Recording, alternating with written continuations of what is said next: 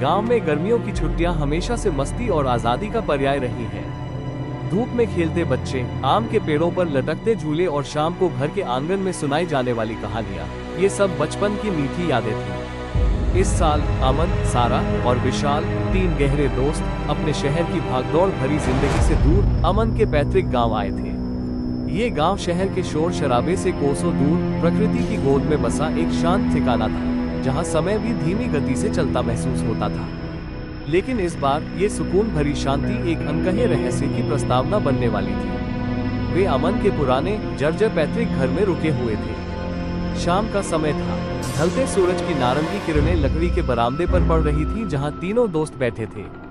नानी, जो अपने अनुभव और कहानियों के लिए मशहूर थी, एक पुरानी कुर्सी पर बैठी ऊन बुन रही थी। विशाल, जो स्वभाव से थोड़ा लापरवाह और मजाकिया था, जम्हाई लेते हुए बोला, यार, इस गांव में तो कुछ भी नहीं है करने को।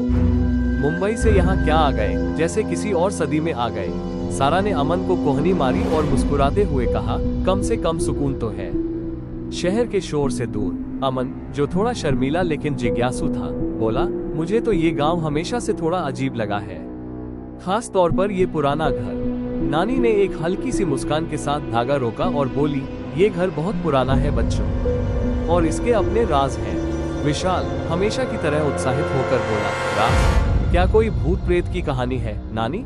नानी की मुस्कान गायब हो गई, उनकी आंखें गंभीर हो गईं। उन्होंने कहा, भूत प्रेत नहीं, लेकिन एक बात है, इस घर से थोड़ी दूर आम के बाग के पास एक कुआं है, बहुत पुराना कुआं। उन्होंने एक पल का विराम लिया, जैसे शब्दों को तौल रही हो।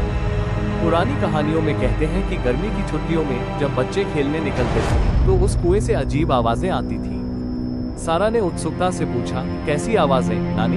नानी की आंखों में एक अनकही चमक लौट आई, लेकिन इस बार वो डर की चमक थी। बच्चों के गाने की, फुसफुसाहट की, और कभी कभी तो मदद के लिए पुकारने की। जो भी उस कुएं के पास जाता था, वो कभी वापस नहीं आता था।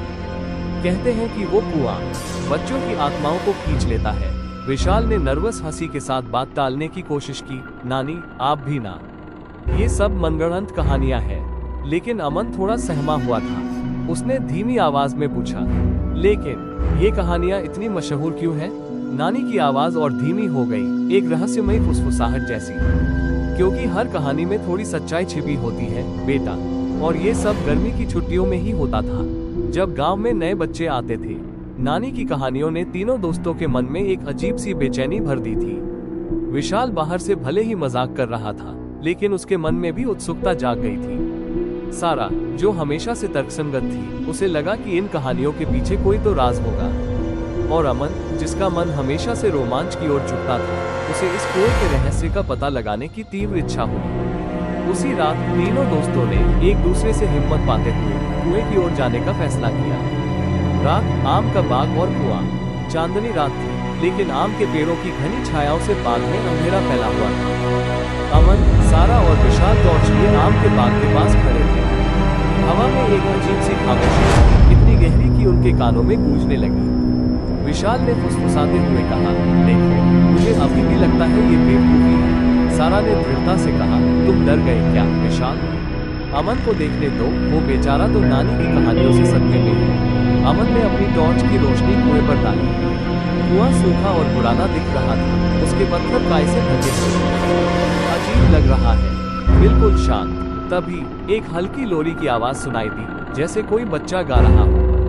विशाल चौंक कर बोला, ये क्या था? सारा ने आवाज की दिशा में देखते हुए फुसफुसाया, ये कुएं से आ रही है। अमन का चेहरा पीला पड़ गया। नानी सही कह रही थी। आवाज तेज होने लगी, साथ में बच्चों के रोने और फुसफुसाहट की आवाजें भी आने लगी। कुएं के पास हवा में एक ठंडी लहर दौड़ गई, जिससे उनके रोंगटे खड़े हो गए।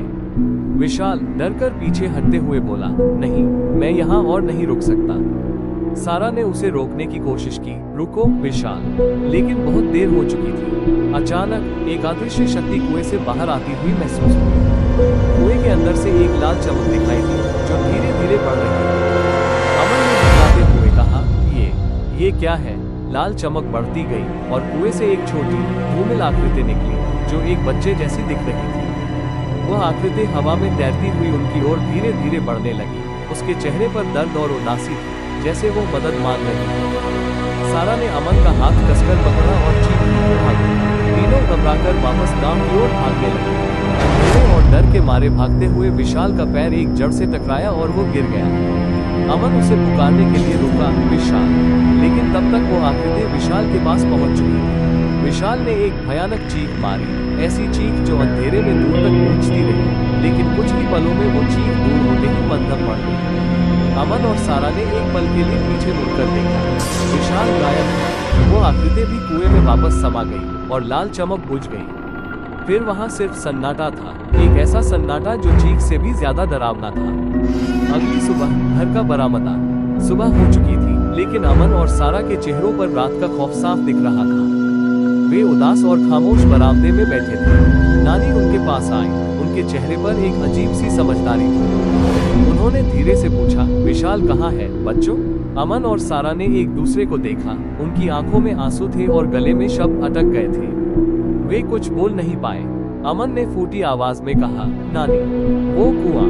नानी ने आंखें बंद करके एक उदास और भारी स्वर में कहा, मैंने कहा था ना, गर्मी की छुट्टियों में वो कुआं बच्चों को बुलाता है।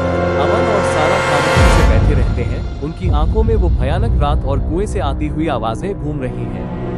गांव में एक और गर्मी की छुट्टी एक कड़वी और भयानक याद बन गई। कुएं से आज भी फुसफुसाहट आती है और गर्मियों की छुट्टियां अब बच्चों के लिए डर का पर्याय बन गई हैं। कोई भी उस आम के बाग के पास जाने की हिम्मत नहीं करता और हर रात हवा में एक अजीब सी उदासी तैरती रहती है, जैसे वो कुआं अभी भी किसी का इंतजार कर रहा है।